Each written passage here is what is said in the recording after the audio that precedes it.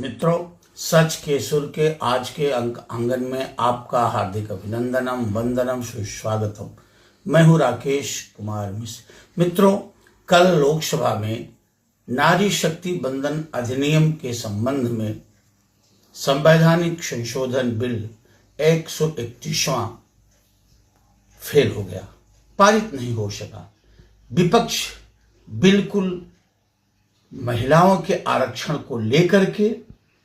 2029 में लोकसभा के चुनाव अथवा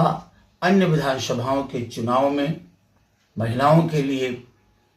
1/3 आरक्षण देने के संबंध में जो संविधान संशोधन बिल लाए थे वो विपक्ष पारित नहीं होने दिया।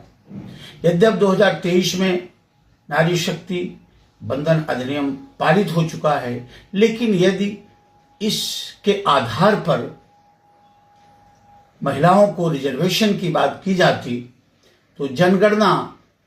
जो शुरू हो चुकी है, इस जनगणना के होते होते और परिसीमन को लेकर के परिसीमन होते होते 2029 का समय भी बीत जाता और 2029 के लोकसभा चुनाव में भी हमारी महिलाओं को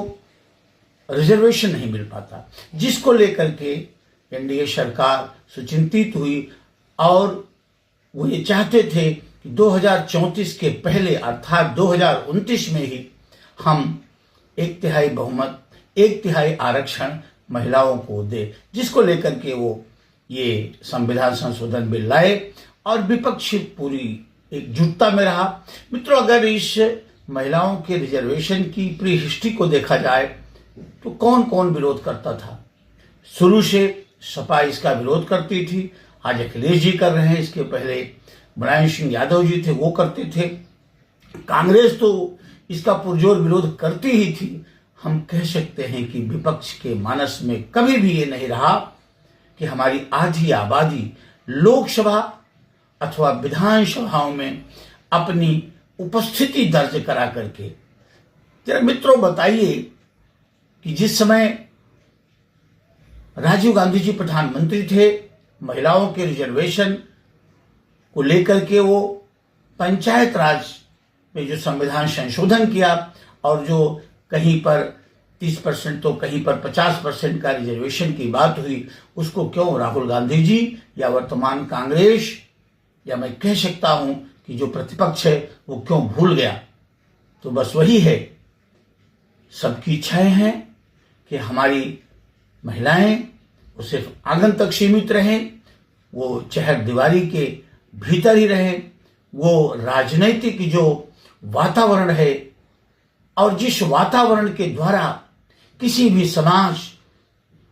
का पूर्ण सशक्तिकरण होता है, उस खुली हवा में वो सांस न ले सके हमारी महिलाएं। ये एक बड़ा दुखद पल कल था, क्योंकि ऐसी स्थिति ही नहीं है कि इसमें एनडीए सत्ता पक्ष का जो गठबंधन है वो 2/3 बहुमत से बिल पास करा लेता। और जब आपने 2023 का नारी बंधन अधिनियम में आपने सरकार सत्ता पक्ष का साथ दिया है तो अब कौन सी अड़चन आई परिसीमन को लेकर के, मुस्लिम महिलाओं के रिजर्वेशन को लेकर के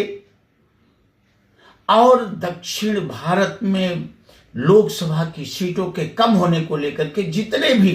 तर्क रखे गए, कुतर्क रखे गए, वितर्क रखे गए,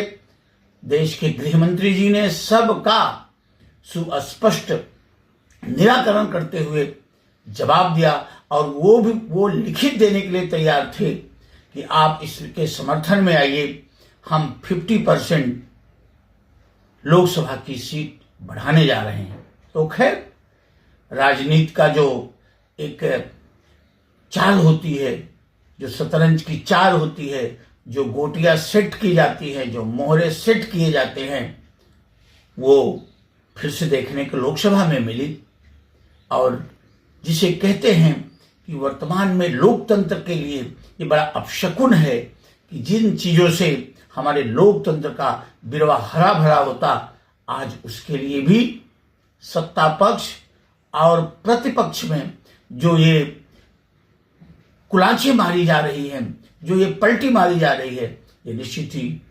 शुभ दिन नहीं है, ये शुभस्य नहीं है। तो मित्रों, हम कह सकते हैं अब हमारी माताएं, हमारी बहनें 2029 के चुनाव में और उसके पहले जो विधानसभाओं का चुनाव होगा उसमें उन्हें आरक्षण नहीं मिलने जा रहा है। अब ये टला 2034 तक, आगे क्या होगा कौन जानता है। ये राजनीति की जो रपटीली राह होती है, इसको कौन जान सकता है। तो मित्रों,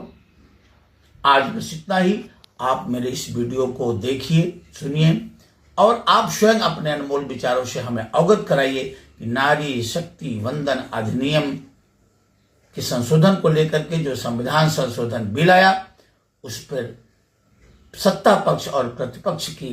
क्या रणनीतियां रही, गोटियां रही। तो बस जय भारत, जय मां भारती।